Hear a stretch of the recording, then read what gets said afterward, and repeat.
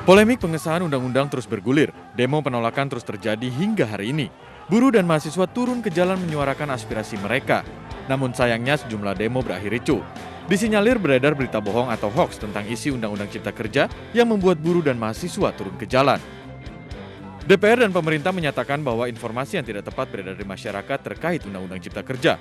Bahkan sejumlah menteri menggelar jumpa pers untuk meluruskan kesimpang siuran informasi Undang-Undang Cipta Kerja. Bahkan Presiden Joko Widodo menegaskan Undang-Undang Cipta Kerja bertujuan menciptakan lapangan pekerjaan, terutama di tengah pandemi COVID-19. Pemerintah berkeyakinan melalui Undang-Undang Cipta Kerja ini jutaan pekerja dapat memperbaiki kehidupannya dan juga penghidupan bagi keluarga mereka. Dan kalau masih ada, jika masih ada ketidakpuasan terhadap Undang-Undang Cipta Kerja ini, silahkan mengajukan uji materi atau judicial review melalui MK, Mahkamah Konstitusi.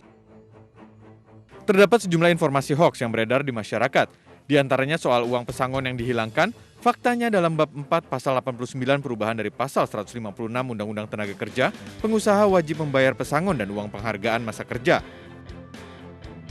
Informasi upah minimum provinsi dan kota dihilangkan juga ternyata hoaks.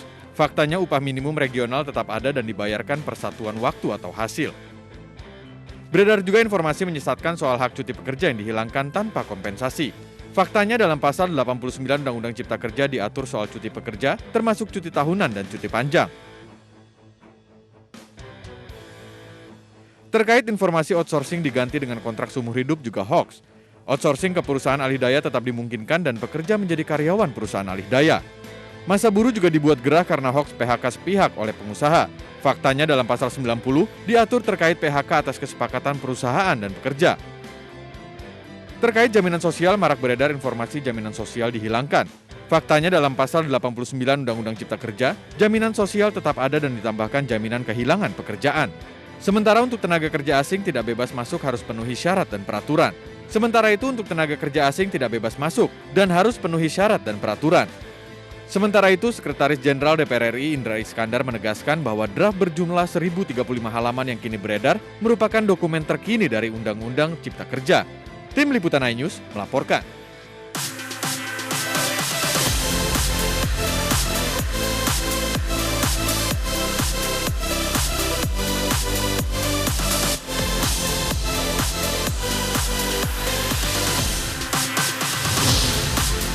Buruh kembali turun ke jalan memprotes Undang-Undang Cipta Kerja yang dianggap merugikan mereka.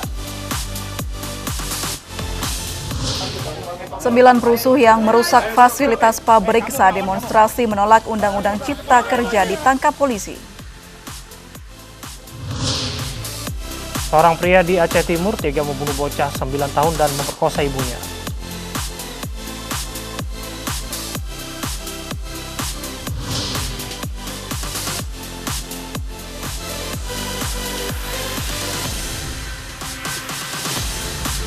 Halo, selamat sore pemirsa. Demikian tadi berita pilihan iNews Sore yang akan menemani selama 2 jam ke depan. Bersama saya Aprilia Putri. Dan saya Abraham Silaban. Kita awali yang di sore hari ini dengan informasi massa buruh yang kembali berunjuk rasa menolak Undang-Undang Cipta Kerja di depan Gedung Sabta Pesona, Jakarta Pusat. Massa berharap Presiden Jokowi mengeluarkan Perpu untuk membatalkan Undang-Undang Cipta Kerja.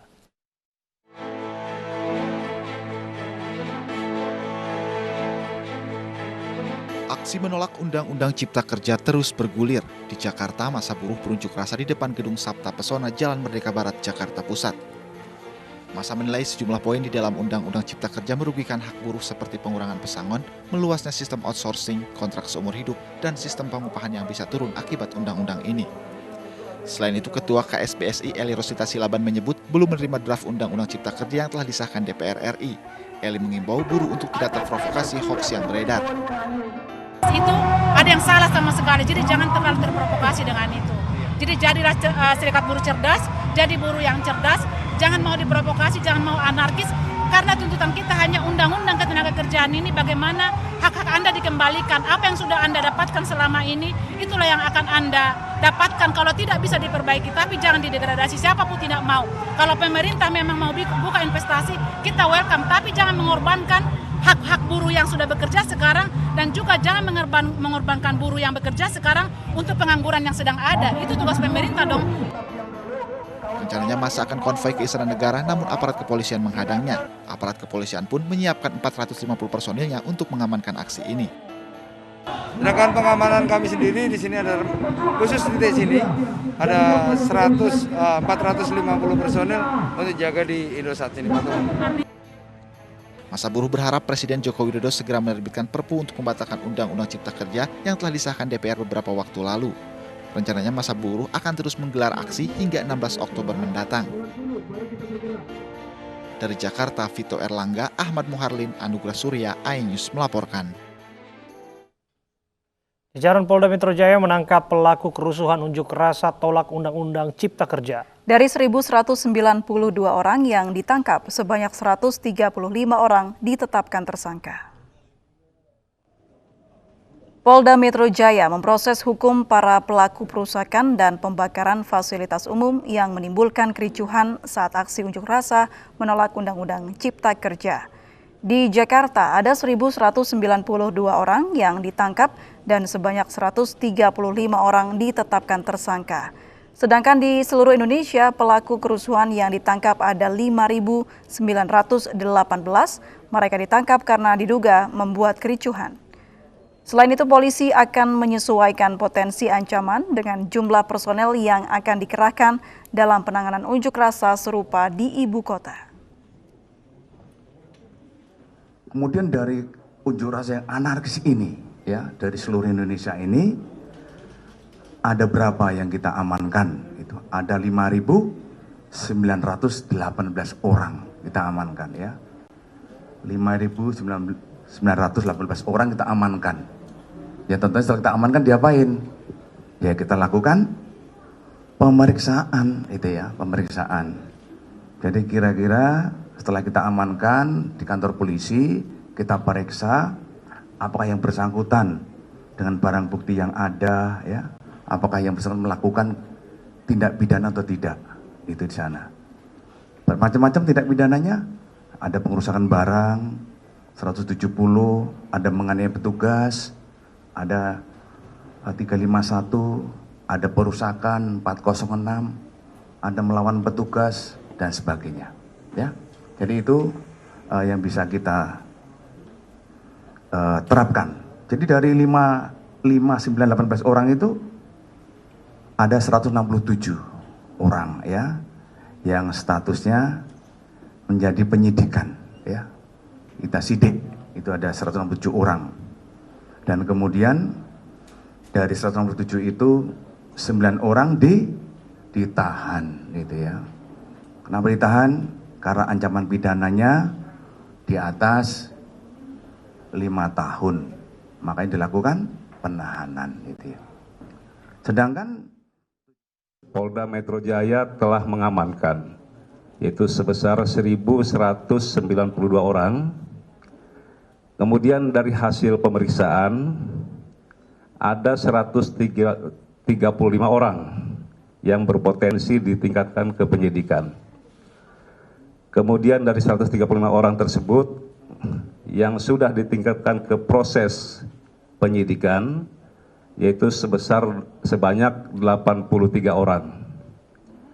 Kemudian 54 orang telah ditetapkan sebagai tersangka. Ya, 54 orang ditetapkan sebagai tersangka dan 28 diantaranya dilakukan penahanan. Tadi dari 1.192 orang ini hampir yang kita amankan ini 64% ini adalah pelajar. Pemerintah memastikan Undang-Undang Cipta Kerja tetap mencantumkan pesangon bagi buruh yang di PHK. Dan pemerintah menegaskan bahwa Undang-Undang Cipta Kerja disahkan untuk kesejahteraan pekerja.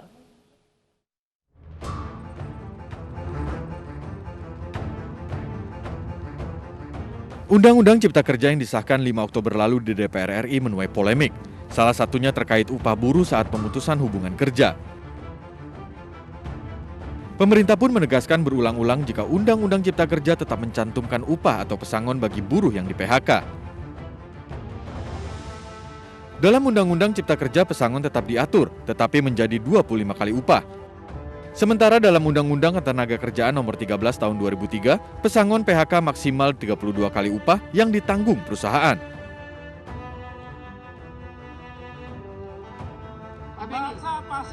Perubahan jumlah pesangon menjadi sorotan sejumlah pihak, salah satunya fraksi Demokrat yang walkout saat sidang paripurna pengesahan Undang-Undang Cipta Kerja. Pesangon itu sesuai dengan Undang-Undang existing itu 32 kali gaji. Ini dipotong, pengusaha hanya tanggung jawab 16 kali. Lalu pemerintah dikasih tanggung jawab 9 kali. Tapi itu pun mekanismenya asuransi. Coba bayangkan, melalui asuransi jaminan kehilangan pekerjaan. Duit dari mana pemerintah bayar itu? Situasi ekonomi sulit begini.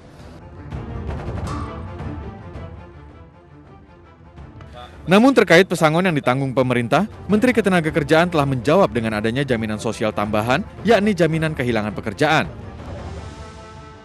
Dalam pasal 82 Undang-Undang Cipta Kerja tertulis ada penambahan jenis program jaminan sosial, yakni jaminan kehilangan pekerjaan dalam Undang-Undang Nomor 40 Tahun 2004 tentang Sistem Jaminan Sosial Nasional. Dan untuk sumber dana jaminan kehilangan pekerjaan telah diatur pada pasal 83 Undang-Undang Cipta Kerja. JKP diambil dari BPJS Ketenagakerjaan. Dimasukkan nama RDTR.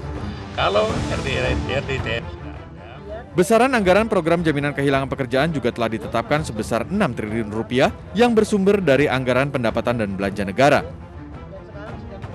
Pemerintah meyakinkan Undang-Undang Cipta Kerja memastikan setiap buruh mendapat hak pesangon.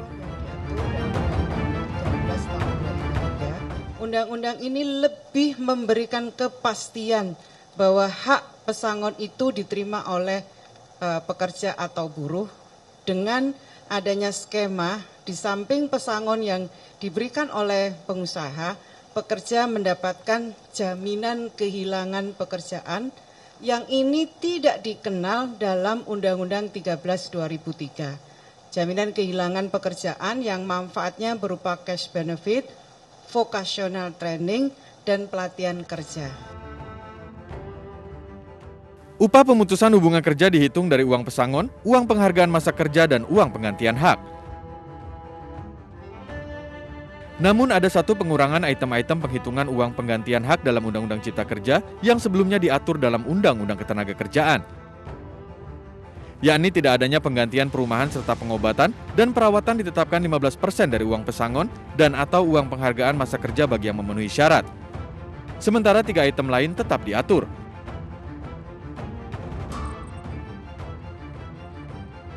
Tim Liputan iNews melaporkan.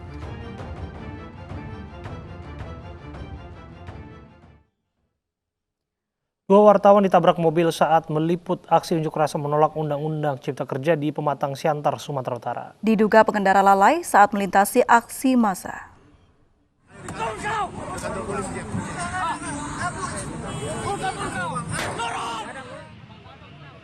Keributan terjadi antara dua wartawan dengan pengendara mobil yang menabrak mereka saat meliput aksi demo di Jalan Merdeka, Pematang Siantar, Sumatera Utara, Senin siang. Pengendara mobil yang melintasi aksi massa diduga lalai. Mobil di bagian depan pun tidak dilengkapi nomor polisi.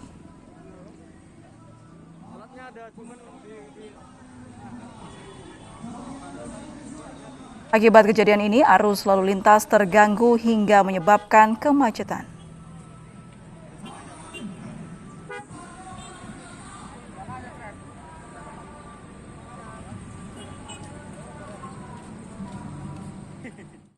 Polisi mengendus keterlibatan koalisi aksi Menyelamatkan Indonesia atau KAMI dalam unjuk rasa penolakan Undang-Undang Cipta Kerja yang berujung ricuh Kamis pekan lalu di Medan, Sumatera Utara. Ketua KAMI Medan, Khairi Amri, telah ditangkap dan ditetapkan sebagai tersangka.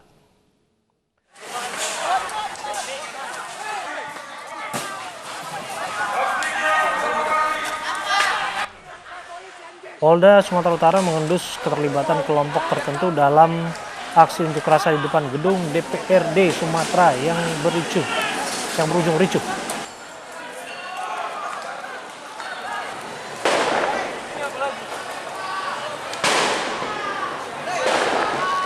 Sampai saat ini khusus yang diamankan yang ditingkatkan menjadi tersangka 27 orang. Dan ini akan berkembang, tadi pagi juga ada yang ditangkap 2 orang dalam ujaran kebencian Undang-Undang ITE, menghasut, rasis, dan merencanakan untuk membuat Kota Medan rusuh. Itu tugas polisi dengan dibantu sepenuhnya Kodam 1 Gate Barisan. Terima kasih rekan-rekan. Itu ada keterlibatan kami itu Pak, yang Bapak sebutkan tadi Pak. Sampai saat ini sudah kita buktikan dan kelompok itu memang ada. Diduga akan melakukan kerusuhan saat unjuk rasa tolak Undang-Undang Cipta Kerja atau Omnibus Law di kantor DPRD Sumut, puluhan pelajar ditangkap polisi.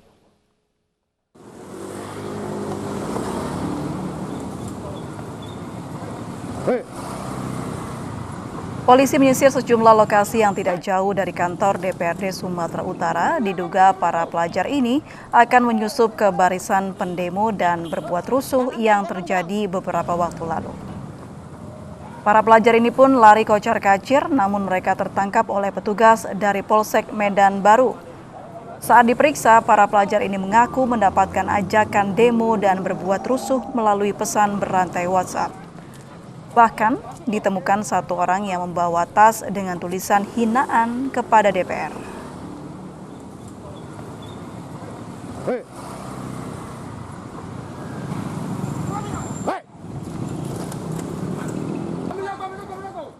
Sembilan perusuh yang merusak fasilitas pabrik saat demonstrasi menolak Undang-Undang Cipta Kerja di Tangerang, Banten ditangkap polisi. Salah satu pelaku melawan saat akan dimasukkan ke dalam mobil polisi.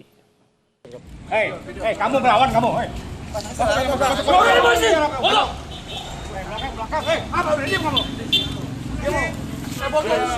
Pelaku kerusuhan ini berusaha melawan polisi saat akan ditangkap di pos salah satu ormas di kawasan Pasar Kemis, Kabupaten Tangerang, Banten. 9 perusuh yang merusak fasilitas pabrik saat demonstrasi menolak Undang-Undang Cipta Kerja di Tangerang, Banten ditangkap unit Jatanras Polresta Tangerang. Para pelaku memprovokasi massa agar membuat keributan. Kini pelaku mendekam di tahanan Polresta Tangerang. Selain dijerat pasal perusakan, para pelaku juga dijerat pasal melakukan perlawanan terhadap petugas dengan ancaman 6 tahun penjara. Sebelumnya 9 pria yang merupakan anggota ormas terekam CCTV dan kamera amatir warga saat memprovokasi massa untuk melakukan sweeping di pabrik saat demo tolak Undang-Undang Cipta Kerja 8 Oktober lalu di Tangerang, Banten. Selain merobohkan gerbang pabrik, para pelaku juga merangsek masuk ke dalam pabrik dan memaksa karyawan untuk berhenti bekerja saat ikut unjuk rasa. Pihak perusahaan yang merasa dirugikan akhirnya melaporkan para pelaku ke Polresta Tangerang.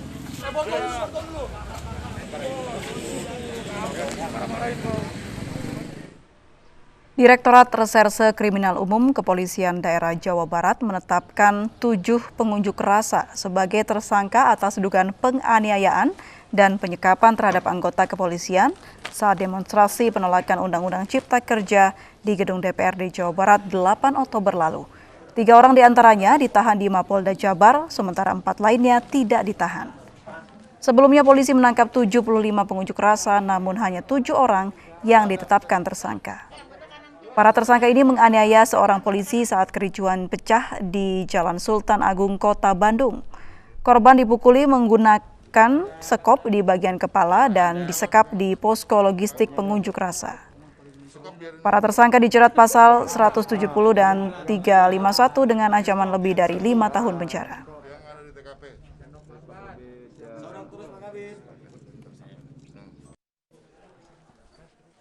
Satu keluarga tewas tersetrum jebakan tikus. Informasi selengkapnya usai jeda berikut ini.